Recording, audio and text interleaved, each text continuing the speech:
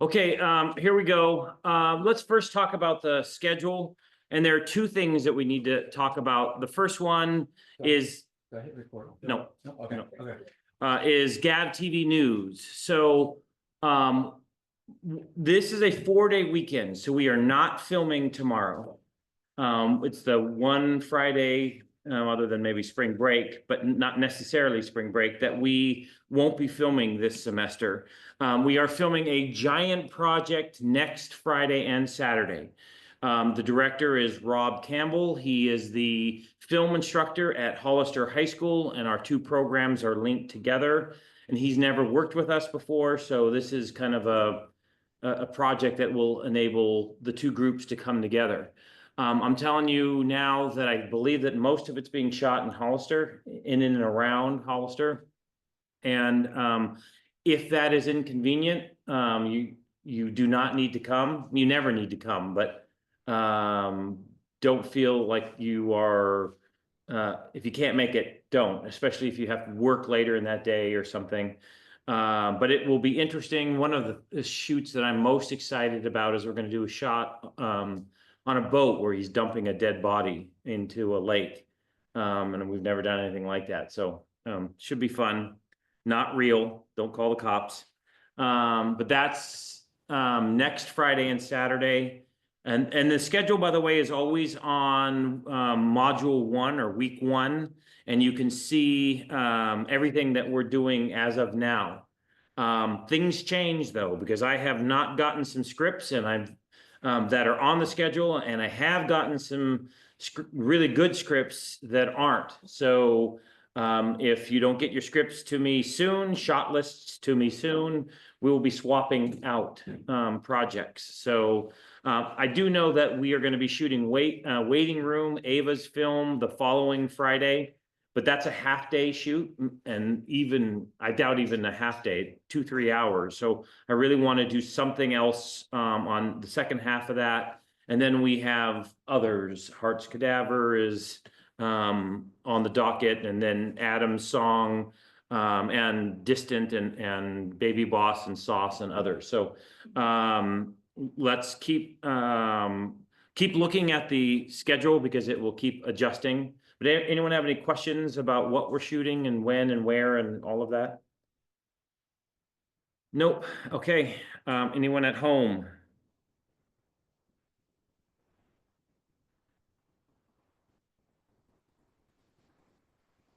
Never. Wait, where? Oh, wait, never mind. So you don't really want to ask that question, Baron?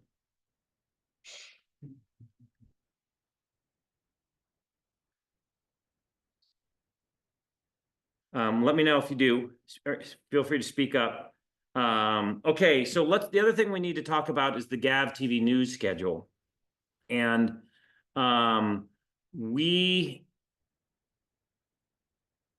have the veteran story that we started to shoot last semester is going to happen this semester, but the people who are in charge of the VA program at Gavilan are not responding. Their dean is getting mad at them.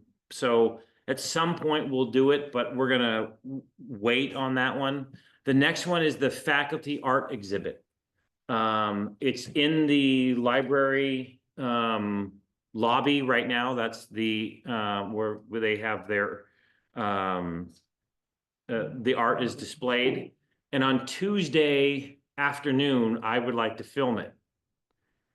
And I would like, it's a dolly shot with the red.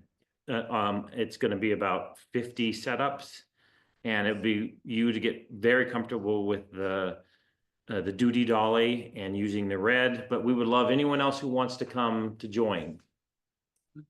Next Tuesday, it's basically this time. I will say that also on Tuesday we're doing 2 Gav TV News interviews, but we're doing them with the red. We're filming the 3 music teachers, Albert Marquez, David Baruzzi, and Maria Armakanian, because they are putting on their Bachta Blues concert, which we're going to film coming up, but we're doing a promotional video. So we're going to interview them at 1 o'clock in here on next Tuesday when we get back.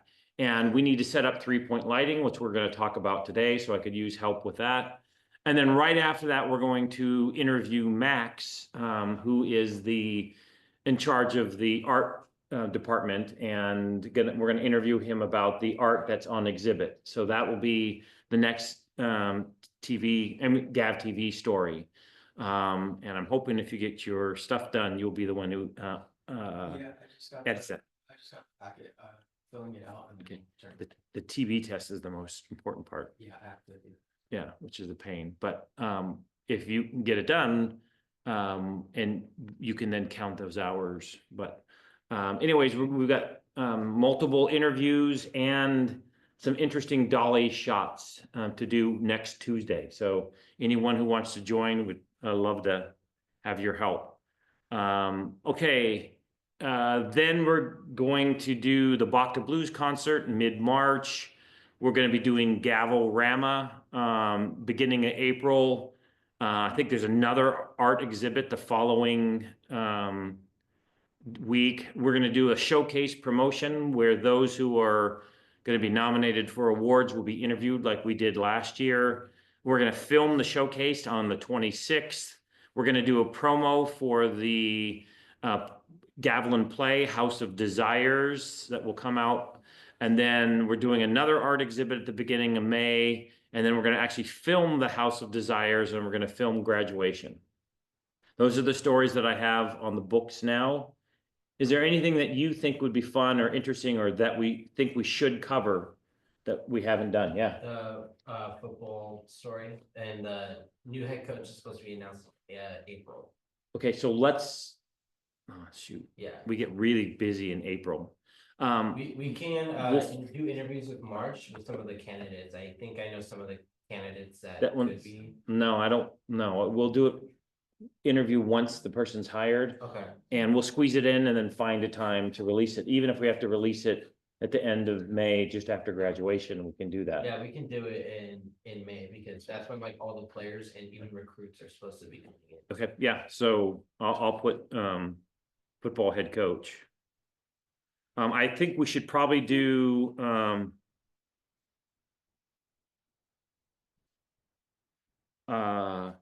the beach volleyball team and maybe a baseball and softball game. So we can do those if anyone's interested in any of those three sports. Any other news topics, things that you think should be covered? Yeah, I'd say like men's and women's soccer. that's fall. That's fall. So we did stories. Yeah, the semi-spring season. Or is that just training? It's training. Oh, okay. Yeah. We do the men's and women's soccer games. We've Fall. done 2 years in a row. We've done stories on them, but it's always in the fall. Gotcha. Yeah. We also do a football game. What else is, oh, we do volleyball. So those are the fall sports. Yeah. But what we can do is something over the summer promoting the program in the upcoming season. Okay. Gotcha. Yeah. Any other stories? Yeah. Like, I'm being vague on purpose. Can I tell you about it next week and then talk to you about that? Then- Yeah, you don't want to give me an idea? Yeah, I'll tell you about it when I've got it. But yeah, I'll let you know. That's such a tease. You can't give me some kind of idea. Yes, you can tell me about a story anytime you want. I would love to have an idea. Well, not film wise, but for news. Yeah, no, that's what I'm talking about. Yeah. Yeah. But you Oh, can't, That is much of a clue. I'll keep you updated. That's it. okay. I'll tell you that we have lots of time in February and March. And then by April, every single week, we have a story booked. So the sooner you can do it, not necessarily within February and March, it will get covered. But we're definitely looking for, stories coming up. And so they can be, last year, Tim had the idea of doing, what is it, when you just interview people? Yeah, there's a term for that. yeah, man on the street, when you interview people and you have a question. Ours was, what do you think Bigfoot was real? Or ghosts? Yeah.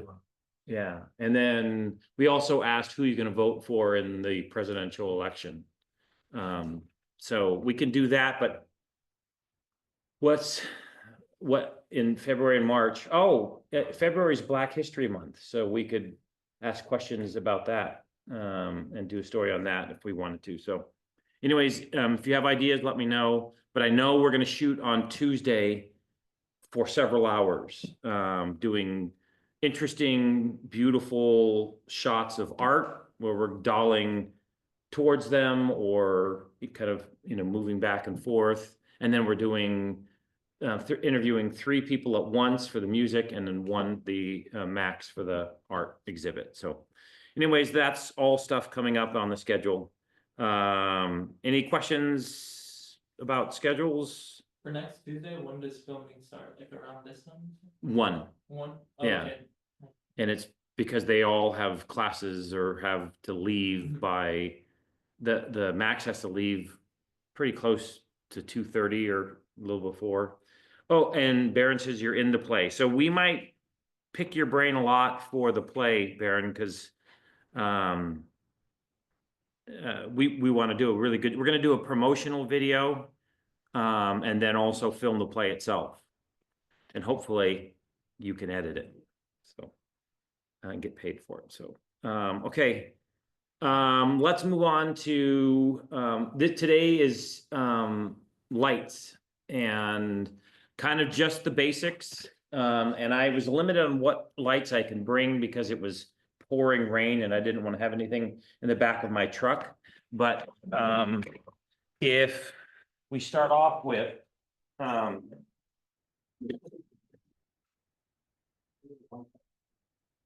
God.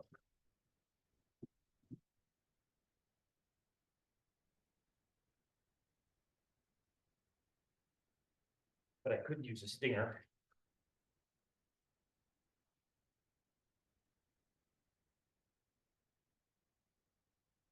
Okay, before we actually get to the light, I'm actually gonna pull the light off so that it's not distracting. We're gonna talk about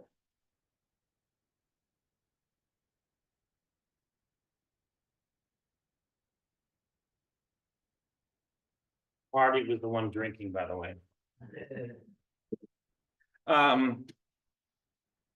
This guy right here. Someone who has not taken this class before. Either of you, what is this called? C-stand. It is a workhorse. It's a piece of equipment that's on just about every film set. And it's used for a lot of different things. Mainly holding lights. But last time we used these to help hold up greens, portable green screens. We're using to hold bounce cards or lots of things. And so they're very, very common on set. If you see this, I'm going to put it up here so you see this on that camera. I'll hold it. There are 3 legs on a C-stand and they are different heights. And they all will fold up together so you can lay them down, and then they open up so you can have the 3 legs together. Now there are different kinds of C-stands. Some like this one, the stem can come out, so you can have longer or shorter, and you can have stubby stems or longer stems. So this is a portable kind. But I have some where the tallest leg, you can loosen it up and it can come up as high as you want up the stem, which is nice. So that if you're going to put a C-stand against a bench or upstairs or whatever, you can have the leg, you can bring it closer and get the leg up on top of a stair. So that's a nice feature. But there are a variety of different kinds of bases and stems. but, C-stand and, the Goble arm, do we have any? When you buy a C-stand, they always come with the arm. And this can be used for a variety of things. You can extend the arm out for, we oftentimes will have material go across and clip it. And so we did that just the other day with the green screen.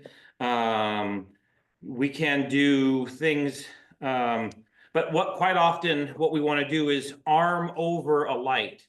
So if instead of having the light here, we can have the light attach to the end of the arm and get the stand out of the shot.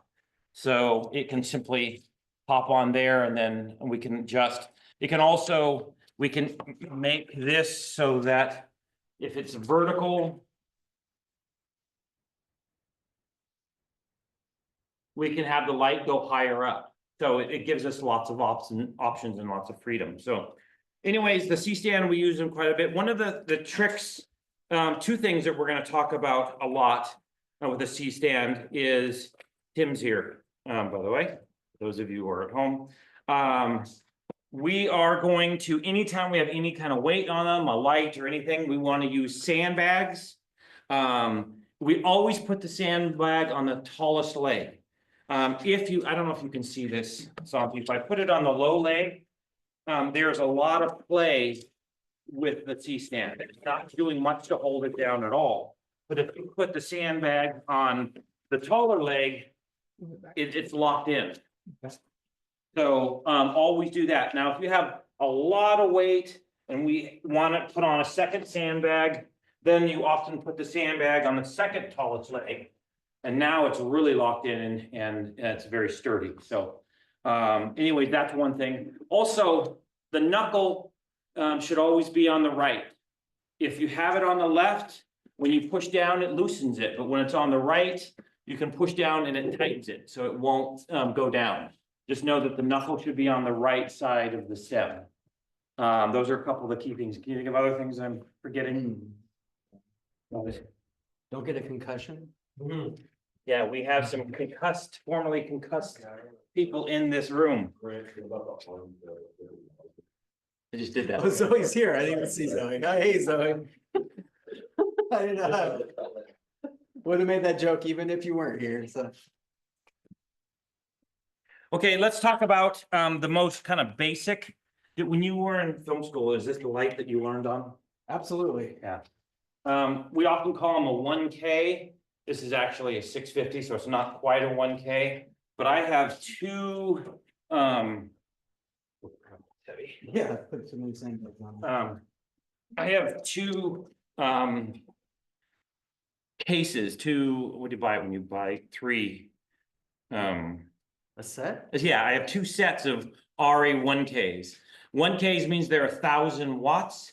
The good thing about them is that they're workhorses. You can use them. I've had mine for many years and they keep working great. But there's some bad things about them. First of all, they're tungsten balanced. That means that it's kind of an orange light. And you can't change it with anything other than gels, which we'll talk about later. Also, they're incandescent bulbs and they get incredibly hot. We absolutely insist that when you are working with them, you use gloves because you can burn your hands very easily. Yeah, definitely skin melting possibilities with these lights. Back in when I was in film school, these were the only types of lights that really were available other than fluorescent. These LED panel lights are cool to touch. So the ones that we use that we'll show you in a bit are much cooler and easier to use. But yeah, turn this on for a minute and then get your hand near it and you'll see that it will burn you. And I have still burns on my hands from working in the TV studio that I worked on and touching the lights incorrectly. So much so that like when you replace the bulbs in these lights, which you can do, if you touch them, the oil from your skin gets on the bulb and then heats up, and the oil expands the glass and will make it explode. So never touch the bulb. If you touch the bulb, it's essentially basically making it garbage, because eventually it will explode. We haven't had explode lights in a long time because we haven't changed the bulbs per se. But that used to be a bigger issue. Yeah. We used to have trainings in our class, because these were the work, I mean, they had 1Ks and 2Ks. 2K, by the way, 1,000 watts. Most outlets in your home are 15 amps or 1,500 watts. So you can plug in one of these depending on what you have. But if you plug in and turn on 2 of these, it's going to trip your breaker. Yeah. Or pop a fuse. Because it's too much electricity going through the wires. These use an extreme amount of electricity. So when I use my 1Ks, I have 6 of them, and if I want to create a lot of light, I have to really carefully plan where I'm going to plug them in, because I don't want to trip breakers. So you have to think about that when you use the 1Ks. And then the 2Ks are 2,000 watts, and only 20 amp circuits would work at a home. And that's if nothing else is on it. So when we use 2Ks, oftentimes we would have to bring a generator, something that was powerful enough to handle. And this is one of the main duties of the lighting department, is that there's an electrician on set who's managing where you're drawing your power from, because that, depending on how many lights and how much you use, we're fortunate to be in the TV studio, which has a good lighting grid, but also we're using low power lights comparatively. But on a big studio set, when you use a ton of these, I've blown a couple circuits at houses, just not plugging too many things in. Yeah. Yeah, Marty. When we were actually taught, we had to learn how to use those circuit finders. While we were learning those lights, we used 1K and 2Ks. And they said, like, whenever you go on set, to always have your circuit finder, and then before you plug anything in, like, go to the fuse box. I forgot how to use it already, but you have to plug it into like each outlet. Yeah, Is that- determine which is on what circuit, Yeah. right? Because in a house, depending how many circuits you have are a factor as well. Because all of the outlets in your living room could be on one circuit. And if you're like just plugging one light into one power outlet and one light into the other power outlet, if they're on the same circuit, you're still drawing from the same power outage. So if you plug in a 1K and a 1K, but it's one circuit, you're gonna trip the fuse. Yeah. So it's something that you have to think about Yeah. a lot when you're using 1Ks. More intensive lights. So, by the way, well, one of the disadvantages is the heat and the power that they draw.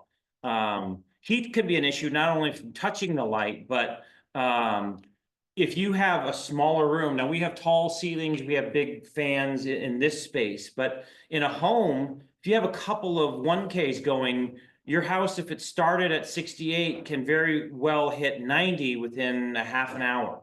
So these are like heaters. So that's a drawback. Well, the way we can warm up the studio when it's freezing like today is we turn on all the lights up above, because some of these lights are these types of bulbs and instantly create heat. You can see we have a lot more LED ones, but this spot over here, that fill right here in these spots are all the more intense level of lights. Yeah, and extremely hot, also bright. Grant, do you want to turn this on and then show them how you can dim this light? I'll use. Talking about advantages and disadvantages. So, yeah, and let's not talk about the advantages of the other lights yet. We're just gonna talk about this. Sure. I can't turn this on the camera because it might blow out the camera. So I'm just gonna go on this back wall. Every time you turn on a light, no matter how intense it is, you must say striking. Because if this is in someone's eyes, I'm going to just show you. close your eyes for a second as I scan by and you get an idea of just how bright this 650 is.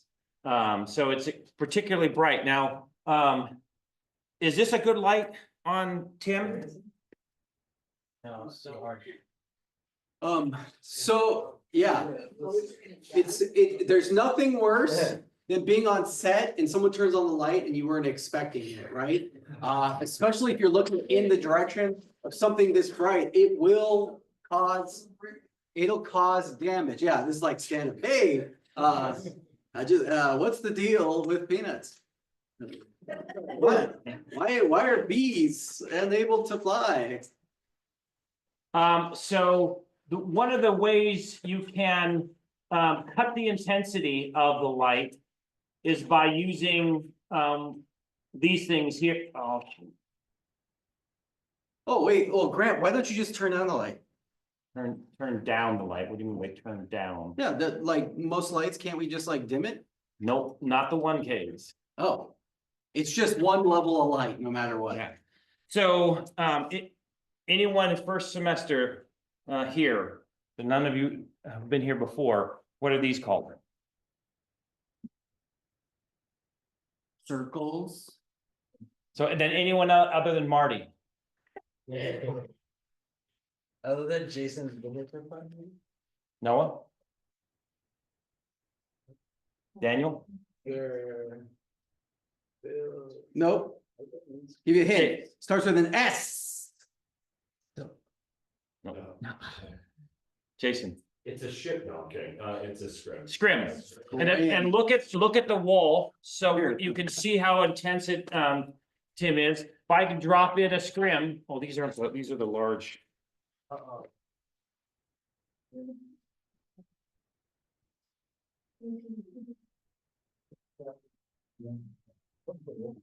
You could see the scrims are basically a metal lattice that will reduce the intensity of your light. Now, it's reducing the power level. It's not gonna reduce the hardness of it.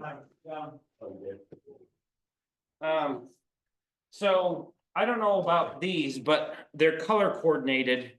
And I think the red is a full scrim, the green is a half, the silver is a third, and then we actually have a quarter and it's actually cut in half. But if you look as I drop this in, can you see how the intensity changes? How it's brighter, a little less bright, and they cut it a little more, getting better, right? Still too harsh, what?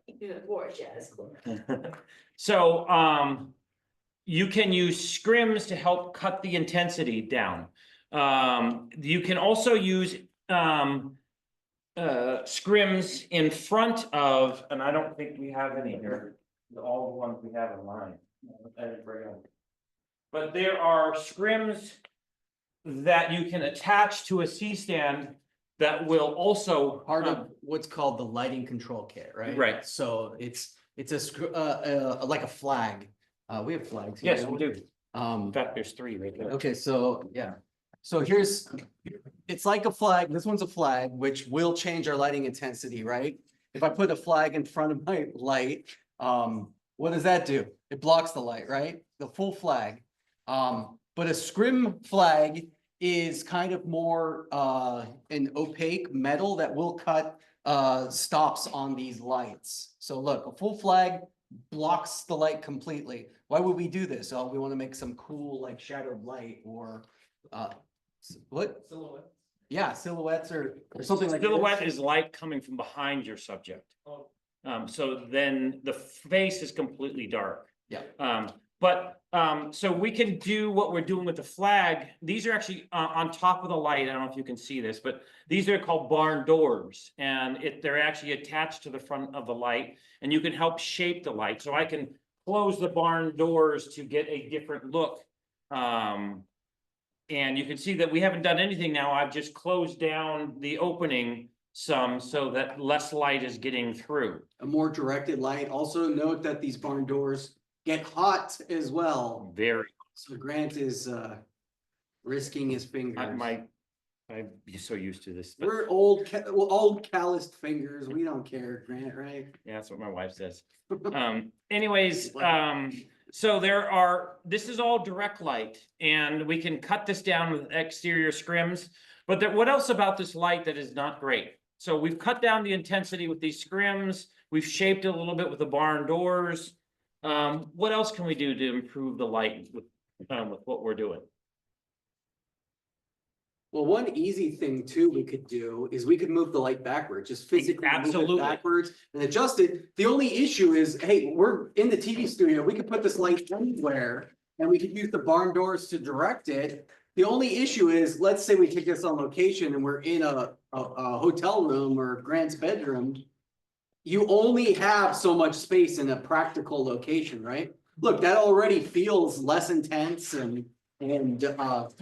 but what's a good example? What is this light doing that's different from another light? What's good or bad about it?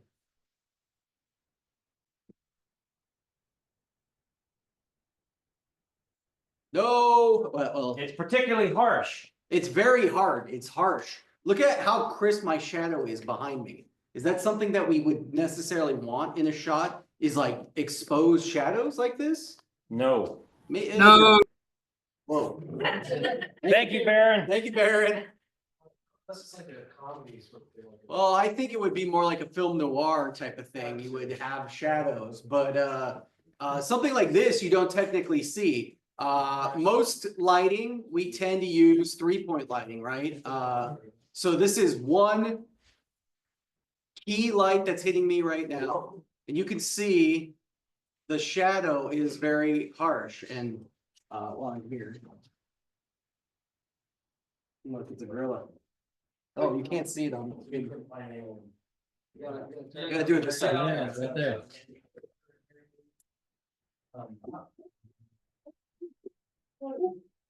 Pretty good, pretty good. Oh, yeah. All right, Grant's got something else. So, we can help manipulate the light. This to me, I know that he's standing in front of red bricks, but he still looks particularly orange. That's because of the tungsten light, and if I didn't like the look of that, I might try to make it daylight balance. And I will put a gel in front of the light to change the color. Now, this is, I think, 3 or 4 stops. And so it's particularly blue.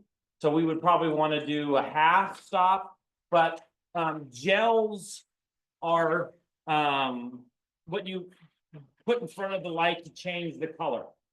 So for moonlight, things like that, we will change the color. Or in Marty's, the Devil's game, we put red gels on everything to get the red look that we wanted. We have a huge variety of different colors of red, blues, greens, oranges, etc. You could get any color basically from it, but what we have, will help us balance this light. You can get less intense blue if you want to just try to color balance this to be more daylight. So.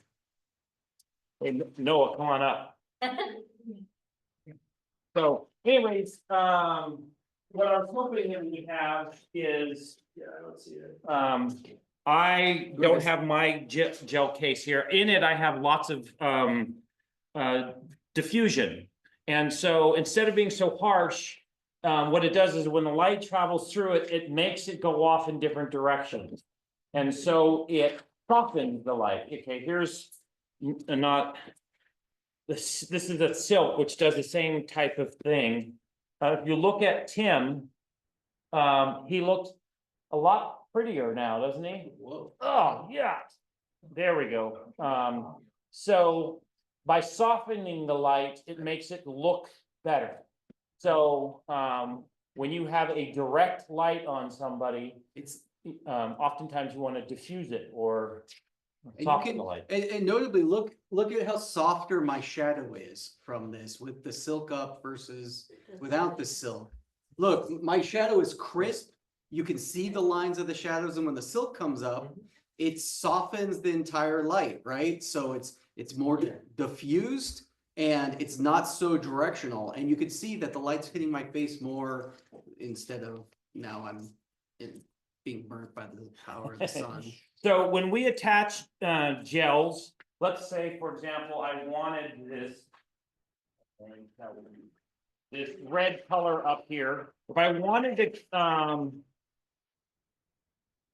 make a devil story, and I wanted to attach the red gel to the barn doors, I am going to use those things. I don't know if you could see that on camera. Yeah. But someone who's new, tell me what these are.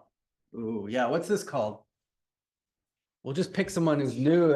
Tony, what is this called? I remember Daniel telling me, I just don't remember the name. Ooh, guess. We like guesses. It's okay. There's no wrong well, actually there are wrong guesses, but there's no wrong. Making a mistake's not a big deal. I know it's like a, kind of like a number with like letters. Yes, you're close. You're close, yeah. Like a number and letter kind of thing. Yeah. So. Anybody else? Anybody else new? Hey. No, Ashton's not new. Oh, you know Isabella? what it is? The C47. C47, that's what it is. I actually had a friend who got onto a Hollywood set. On day one, they asked for some C47s and he said, "What's that?" And the gaffer fired him on the spot. So you need to know the terms. It's like if you're a mechanic and someone says, "Give me the crescent wrench." If you hand them a socket wrench, what the hell are you doing? I mean, you gotta know the tools of the trade. But, you know, I have a question about that. Yeah. So the C47, is it just like those sort of clamps or are there various different? C47 refers to the clothespin, which Yeah. is what, you know, these are known for. You would hang up your laundry on the Yes. laundry line outside Yeah. using a clothespin, which is known as a C47. There's a lot of like tales on why it's named that way. But why is it really named that way? It's not sure. What I was always taught was there was a clever producer who didn't think the studio would pay $100 for clothespins. So they put $100 for C47s and the people paying had no idea what that was. So they assumed it meant Film equipment. film equipment. So That's what my cinematographer said about it too. So I think that it's probably true. if you Google it, I've Googled it, there's a bunch of different things, but C47, that's one to remember. There's a couple things that you're gonna be familiar with on a film set that just has different names. And that's one way to prove you know that you belong on the film set is if you know the lingo, the terms, the equipment, official terms. Yeah. Any questions about the 1K, the RE light?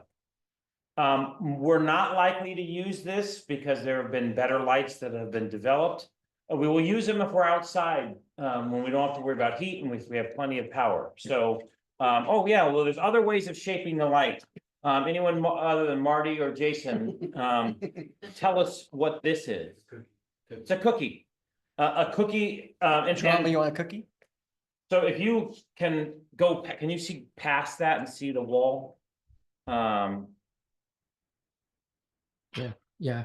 You can see, so it is basically light that's going through things. Oftentimes this is a divided light. If you had blinds and they were horizontal, we do that often right here through this window on the set. You get interesting looks. Sometimes with this cookie, it's supposed to be leaves on a tree. And so sometimes we'll Hollywood it and there'll be some movement. And so it's subtle. It looks like moonlight filtering through a tree. So using cookies or my favorite cookies are the scrims. And they look a lot like the scrims that we put in this RE light, but they have darker and lighter areas. And so it's very subtle. And I really like that look. I'll bring the survival kit sometime. We can go through all of the different lights, but any other questions about the RE? Can someone strike the house lights? I'm gonna strike this light because it takes a good 10 minutes to cool down. And if you don't believe me, you're welcome to come up and burn your fingers on it if you'd like.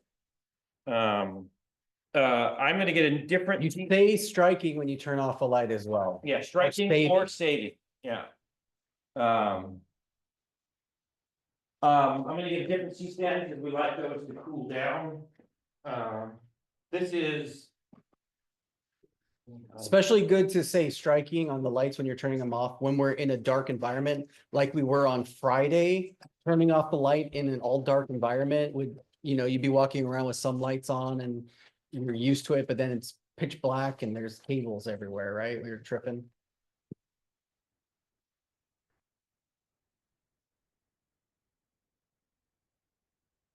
Okay, so we're gonna skip the HMIs, which I can bring in sometime if we have a need for them, or dimmable fluorescents. But I remember there was a time, also known as Kino flows, when we got a dimmable. I got a set. I think I had 5 Kino flows. That's what we used on the couch. And we loved them. They were a lot like the lights that are up above us now. But what was cool about them is that they were dimmable. Because most fluorescents, there's an on and off switch. They either turn on and they're one intensity. The ones over the green screen, for example, They're not dimmable. no, but I mean, Yeah, right, they're on or offs. right. But that allowed, the other thing that was kind of cool about them is I had a variety of color temperatures, so you could change the bulb, so I could have a daylight balanced 56K light, or I could do 32 for tungsten, or green, or I think I had about a dozen different colors. So we had a variety of colors with them as well. So they were kind of nice, but they are now obsolete. Do you know anyone who's bought a dimmable fluorescent in anytime No, recently? the LEDs have replaced them. So the Yes. first type of LED are these panels. And we do use them a lot, especially because I have it set up on the back so that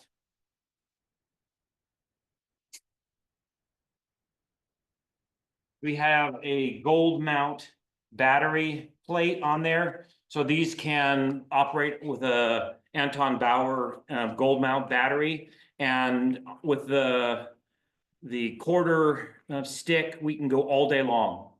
Have we ever had to change a battery on? Very rarely. Yeah, I mean, so you can be outside with no power and still have light. So I'm gonna strike this.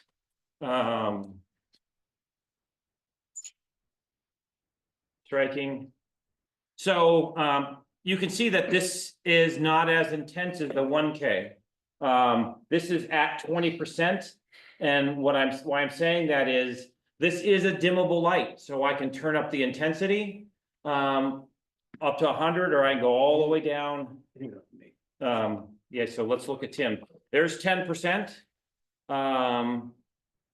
And I can turn it all the way up to 100, so it's dimmable.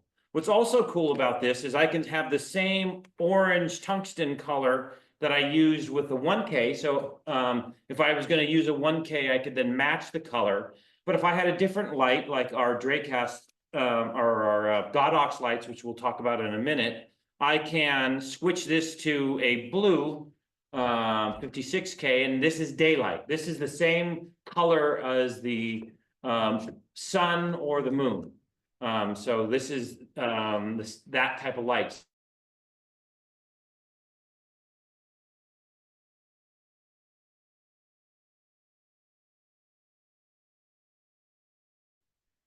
Why? Oh, because it looks really strange on film.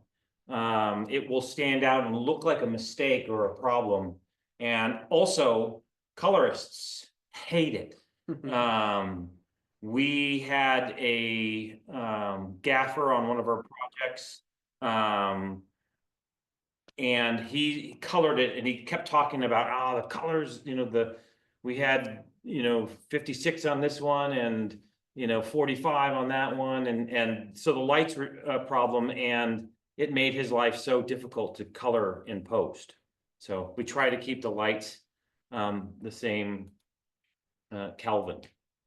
So this is a less expensive version, but it's very convenient because you have batteries, you can dim it and you can change the color, so saving. Then from this came a different kind of dimmable fluorescent.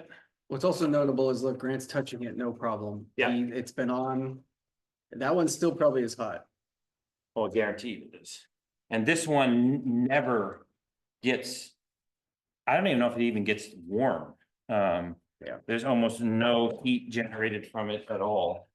But what we're gonna show you next is another dimmable LED, but it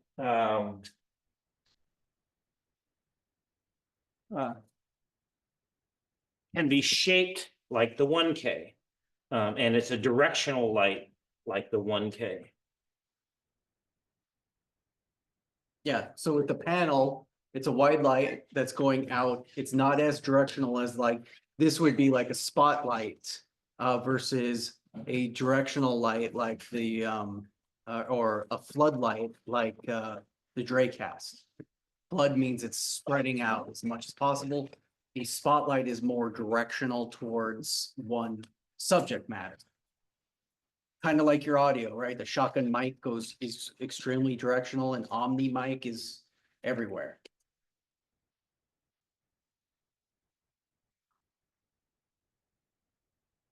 It's more like a directional light for sure, right? It's pointing one power source in a direction.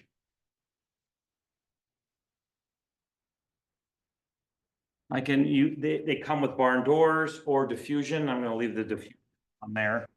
But let me just show you the look of this.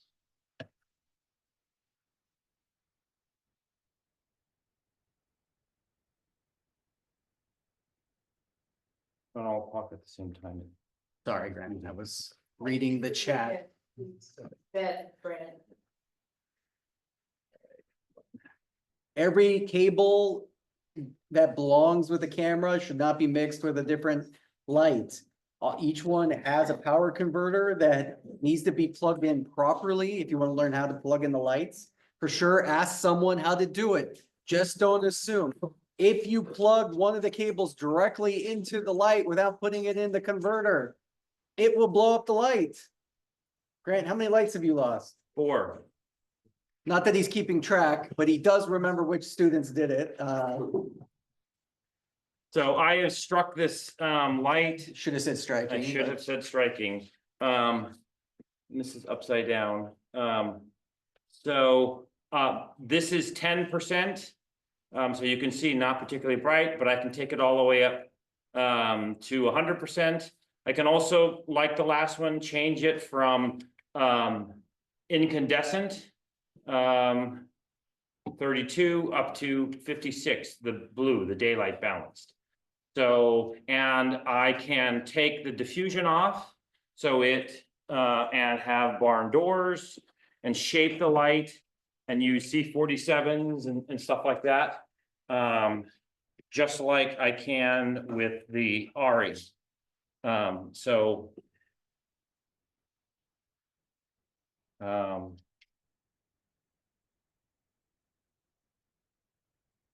So it just gives us some abilities to help shape the light much easier than we can with the panel light. So,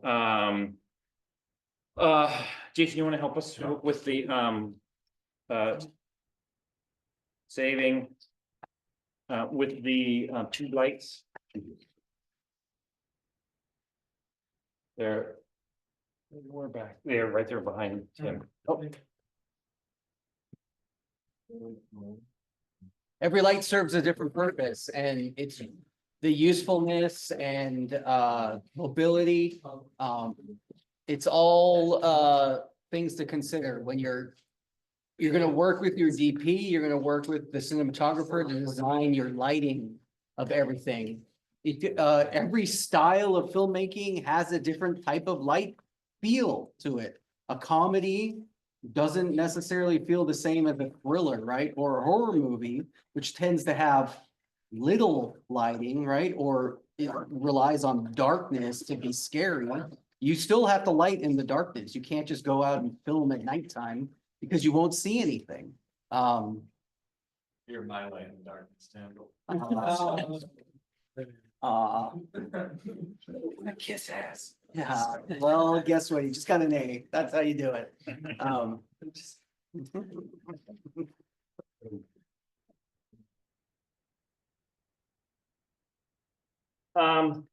So I don't know, I mean, I feel, the attention in the room dissipating a bit. So I don't know if we want to continue with the 3-point lighting. Maybe we can do that a different day. But I would like to get through 2 more lights so that we can see the different things, so we're ready to use them in the upcoming weeks.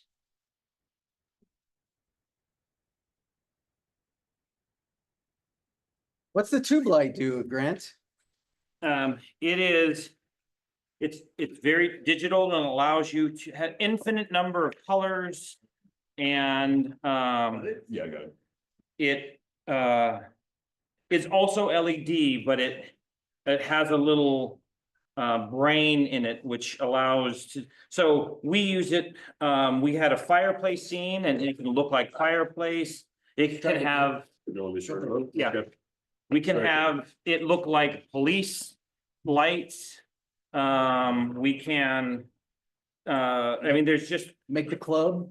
yeah, they're, It's a Kind of. pulsing one. We can make it pulse. We can change the frequency, like, yeah, fireplace is good. It can transition between colors as well. It just gives another level of control that is cool and allows us to do minor things. We're gonna light the entire scene with that? Probably not. But we're going to, look, that pulsing right there. Loud, yeah. Can you do the police? fireplace is my favorite. Yeah, fireplace is awesome. Woo, look at that.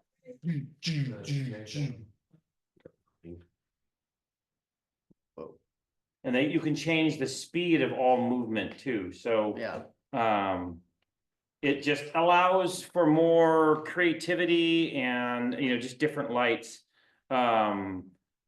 What's nice is that they can run on power, but they also have a battery and they last about 8 hours, depending on the intensity and what it's doing, but they do have a thing at the end, so you can screw them into a stand, or you can, set them on a counter or on the floor or whatever. We've used them a variety of different ways, but they Right. can be still hot. yeah, my advice, especially look, when you're using things that have battery, is if you can draw AC, which is draw power from a source, always use that instead of a battery, because you would hate to be 6 hours into your shoot and then the battery dies, and you always want to make sure you have a backup to the battery. But I have been on shoots where, we used the batteries too quick, and then your day's over because you have to wait 6 hours for the battery to charge, or you have to go and run and buy new batteries, so. Yeah,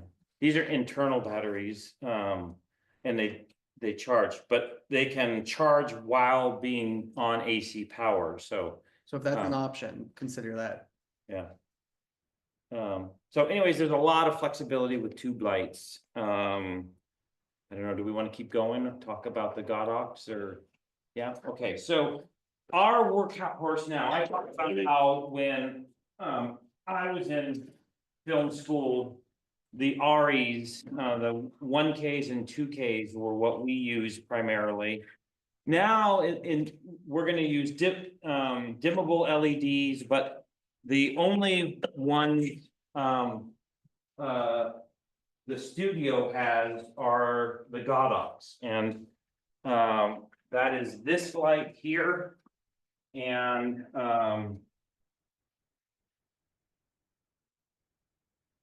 it is 300 amps instead of 1,000, but it produces significantly more light than the RE 1K does.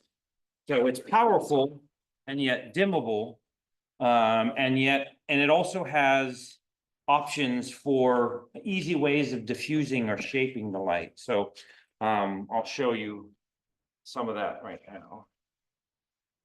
So, and the thing that we were talking about is that the Godox comes with, first of all, the first Godox that I had ruined, someone struck the light with the cap on.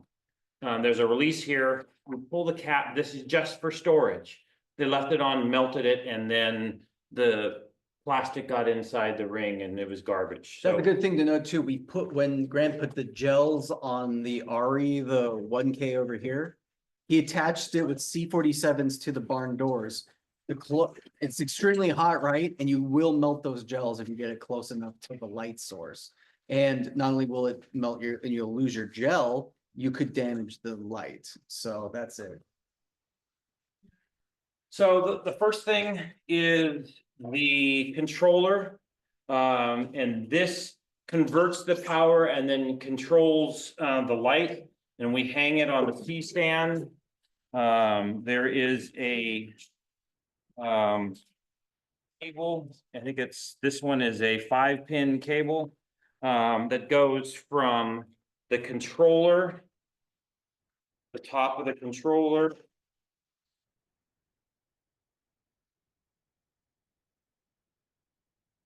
simply clicks in to the back of the light.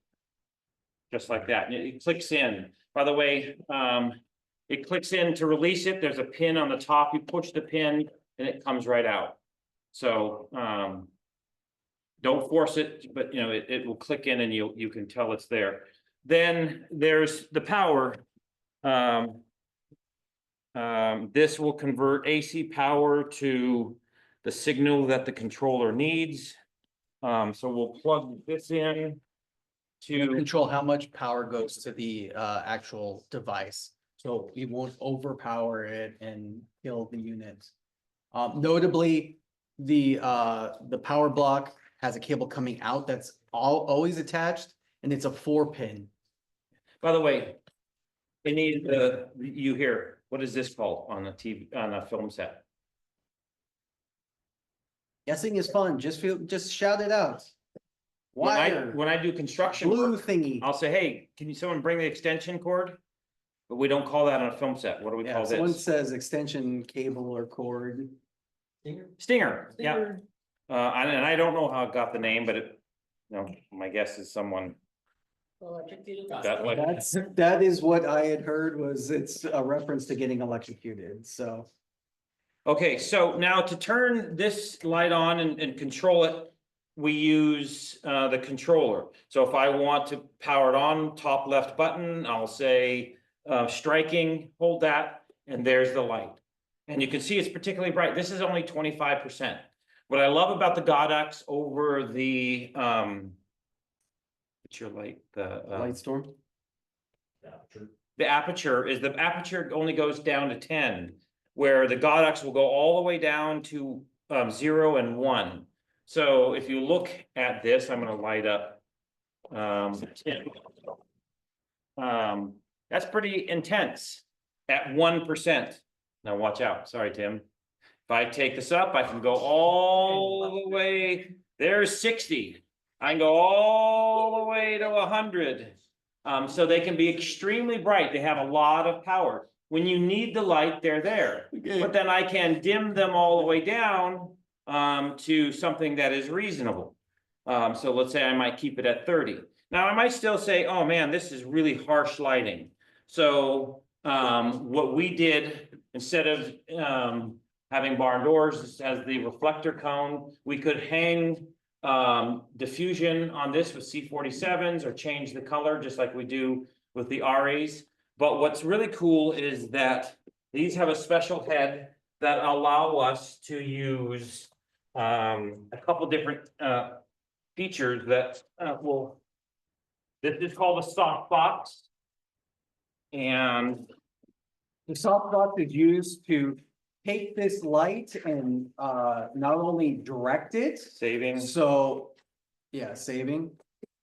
So if Grant takes off the cone and turns the light on again, here, strike it without the cone on it, Grant. striking. Okay, without the cone, we can see it's flooding, it's spreading as much as possible. So the cone actually directs it into more of a spotlight. Well, the softbox not only will direct it because it's using the black element here that Grant has. You can see he's about to open up this.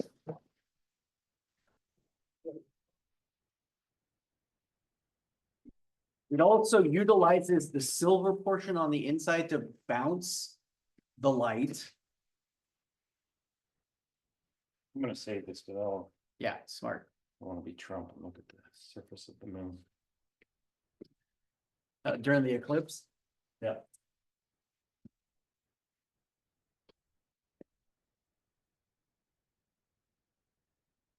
Okay, so this has done nothing to diffuse the light. All we've done is put the softbox on, so, if I'm going to strike it again, striking. This is, moved the light, a little bit, made it a little more directional, bounces it. But what it does do is it bounces the light in different angles, and so it does wrap Tim a bit. But, It's also not as intense because there is a center of this. Why don't you turn it all towards them so they can see it, Grant?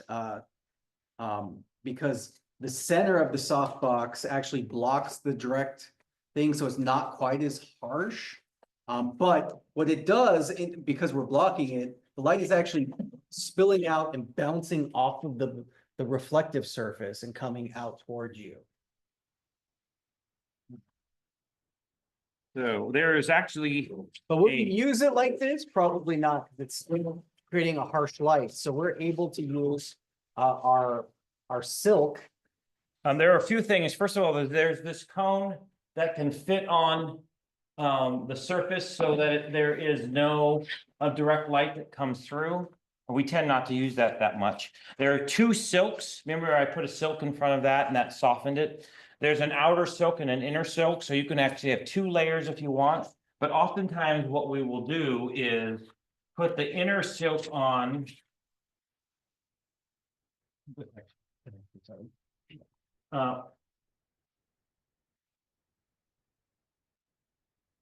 Like this, and then there's just Velcro on the inside.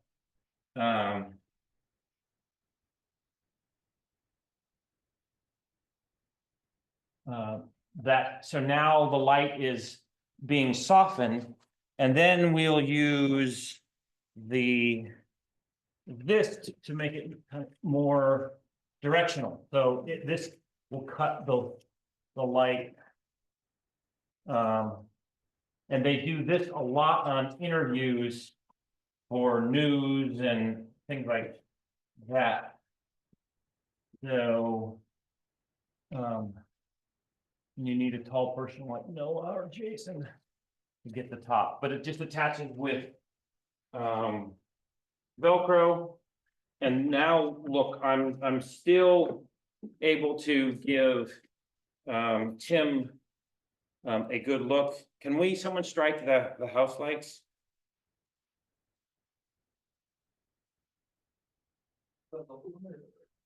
I don't know, but do one and then. What do you say? Striking.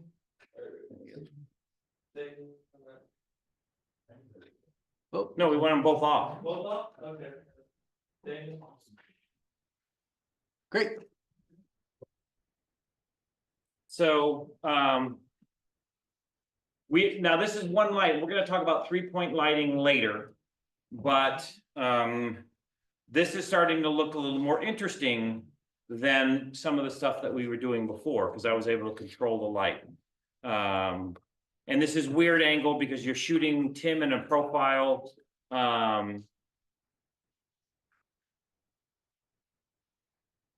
But we're able to manipulate the light with the softbox. It's being diffused through the silk. It's being bounced with the softbox, and then it's being very directional. And by the way, I'm gonna pull the off the top, and you'll see just how much that changes the look.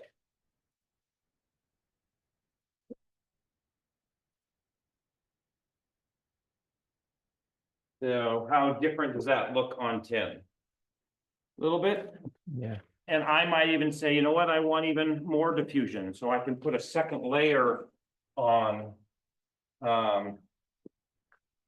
him for another type of look.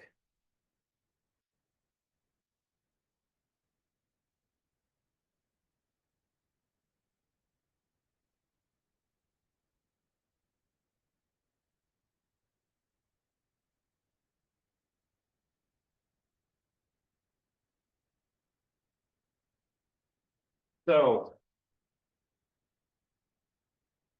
And that's he's trying to look at the light, but you can see how, this is softer, even if I turn it up some, increase the intensity. It's a softer image than what we had, before. So, this is just one tool. When we do our interviews, for example, on Tuesday, we're gonna interview 4 different people. We're gonna use the Godox, 3 Godox lights, because we're gonna do 3-point lighting, and we'll talk a lot about that later. We're gonna use the soft boxes in each of those and have a key light, a fill light, and a backlight to make them look as good as possible. What time are those? Tuesday, starting at 1. From 1 to 2, and then 2 to 2:30. Here in the studio? Yes. So, Is this veterans? what? Who is it? Veterans? It's the 3 music instructors from 1 to 2, and then it's Max from 2 to 2:30. Cool. Yeah. That's 2 separate stories. Yeah. But I probably enough for today. I don't want to overload, but we are going to talk about 3-point lighting. And we'll just, for example, use the Workhorse Godoxes, and we'll show you what it can do. And then we're gonna have a class where all we do is manipulate lights. And Tim and I are not gonna touch the lights, it's all gonna be you, and we're gonna give you genres, and you're gonna create scenes with the lighting. So you need to know which lights you can use and you should use to the different effects. But that's what we have coming up. Any questions? Baron gone? Yeah, Baron oh, left. Juan's still here. So any questions at home, or do any of you have any questions? Yeah, I'm just curious about like, cause I like, when I watch movies, I pay attention to, I'm starting to pay attention to the lighting now. Good. What I really like is like overhead lighting, so that's achieved by just. yeah. So a lot of different terms for it. Usually it's called backlighting, but it can be rim lighting or head and shoulders lighting. But you want to light it up. If I shot just a key light at Tim, which is kind of what I'm doing, although you're shooting on the opposite side, he looks very flat and boring. But if I put a light here and shot down, suddenly it gives it dimension and makes it more interesting. Okay. Separates from the back. Also, we occasionally will film with like a perceived overhead lighting where we use your attachment, the globe. Which, have you seen the globe? Have you been on the set when I think we use it for Jason, yeah. Yeah, China ball? China ball, yeah. And what's nice about the China ball, which again is done with a Godox, but instead of a softbox, it fits there and it illuminates the whole area like a light from above would. Yeah. But they also have what they call skirts. Mhm. So you can hang a skirt so that the light is more directional down. So we didn't do that, but you can do that. And you can also put a skirt on only half of it so that it lights up one side, but not Keeps- another. So you can, it's a Okay. Velcro and you can clip it so that the skirt, you can eliminate light going in certain areas. And as filmmakers, we need to consider where our light is coming, just because we're lighting our characters. You want to think like in the world of of this room, where would the light source be? Right? Like, and so even if we change angles, the light source needs to stay on the same side. We're just not making everyone look perfectly bright. We're trying to keep it in the reality of the world. Is there light spilling in through the window? Is there a lamp that could be providing light? Those are all- There's another term, a lamp, that we have in a scene. What type of light is that? an actual like lamp. Daniel? You raised your hand. Marty? If there's a lamp in the shot, what kind of light is that? Correct. It's Yes. Practical. It's a practical. If a car's in a frame and it drives up and the headlights are on, that's a practical. Any kind of light that emanates from within the frame is called a practical. And using practicals are really nice. But let's think of Jason's film. We just got done shooting that. His car is buried under snow. No light is getting through. So how do we light that? Chime ball. Lighting on top. the dome light. The dome. So we have to think of what are possible light sources. Oh, So in a car where there's no outside light, it's dashboard and dome light. My wife has a really fancy BMW, so she's got lights on doors and all kinds of other things. And if you can see them, they're practicals, then that would be great. But on his cheapy car, just kidding. I'm just kidding. $2 million. We had two options, Yeah. and so we were trying to, and you can't suddenly have a light someplace because it looks funny, like where's that light coming Yeah. from? And even if people aren't thinking it subconsciously, That, mhm, and that yeah. ruins what the suspension of disbelief, what we're trying to make with the filmmaking is not, you don't want your audience to be thinking about the filmmaking. You want them to just think about the story of Noah's character trapped up in the snow, right?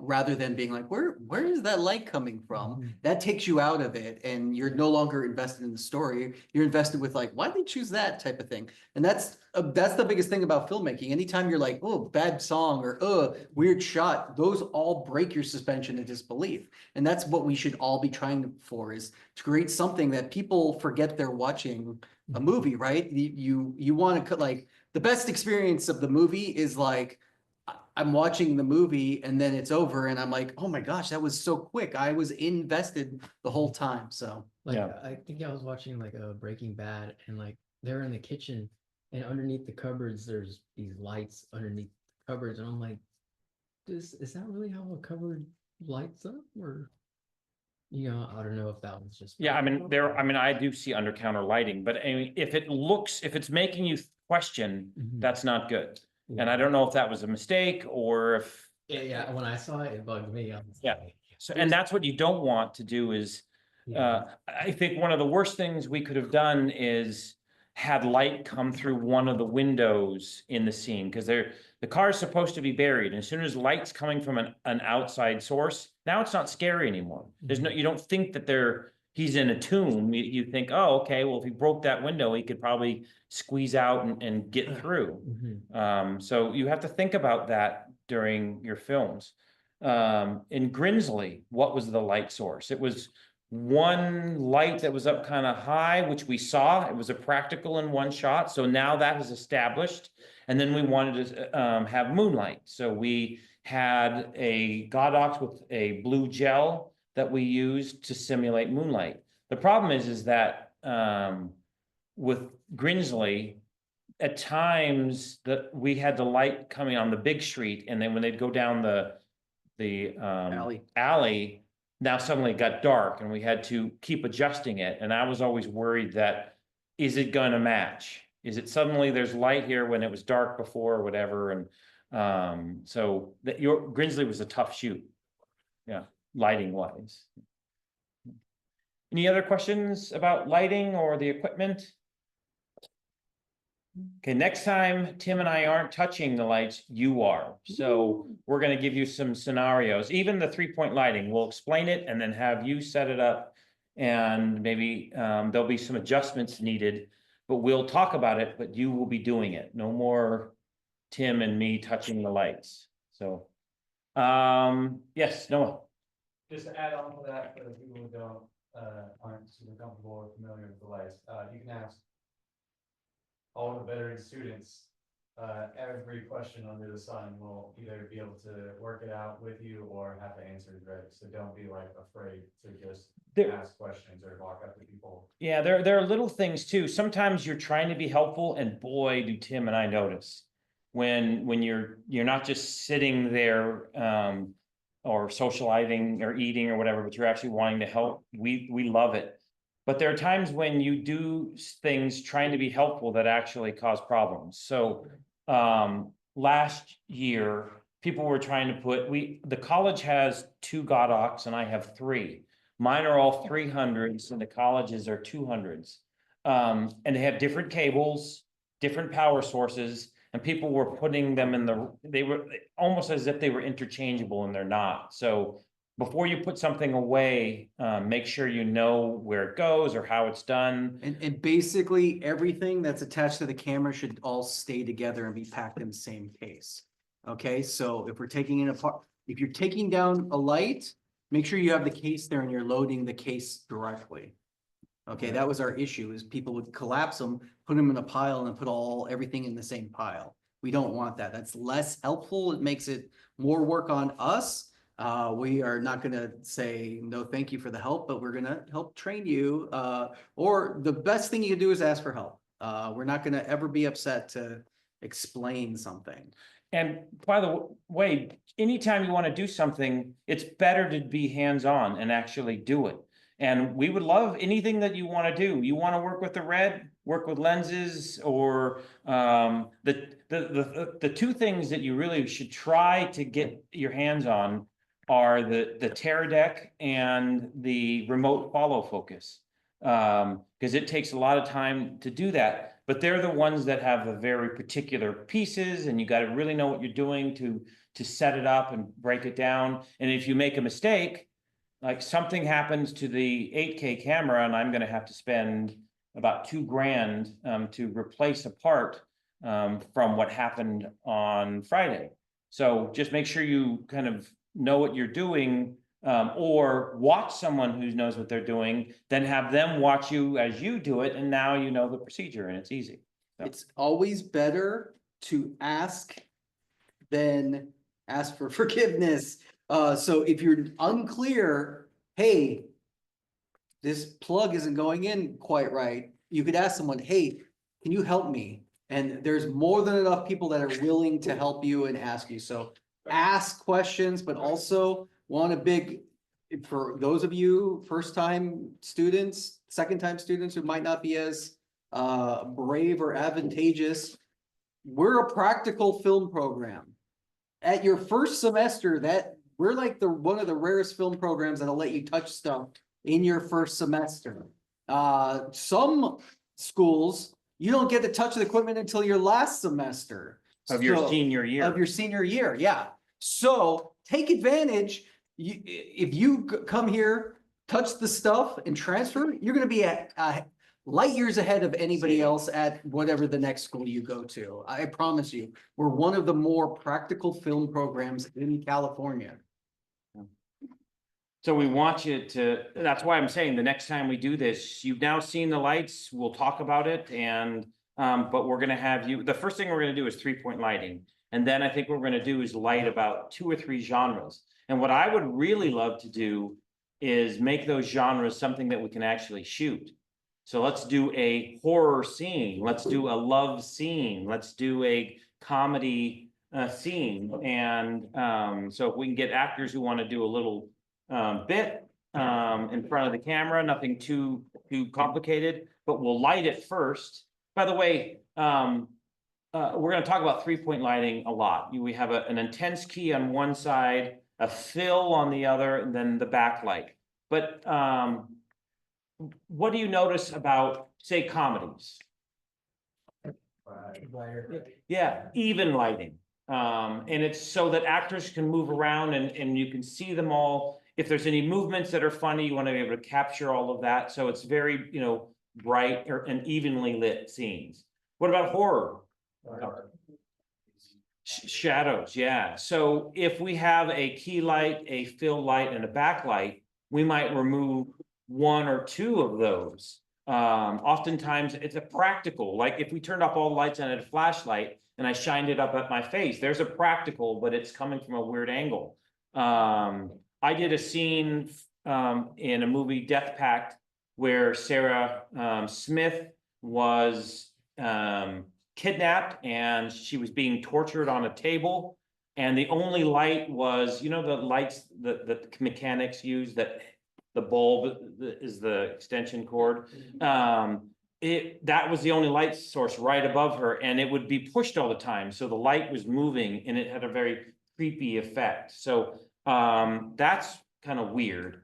It was a key light, but it was moving and it was coming at a weird angle. And so romance, what is, no one did a better job than I think Samantha with romantic lighting. What did she do that was so great? For you and I. Or the romantic genre that she did? Seriously? That's the big Geo Sophie kiss? First time Geo ever kissed somebody was on, yeah.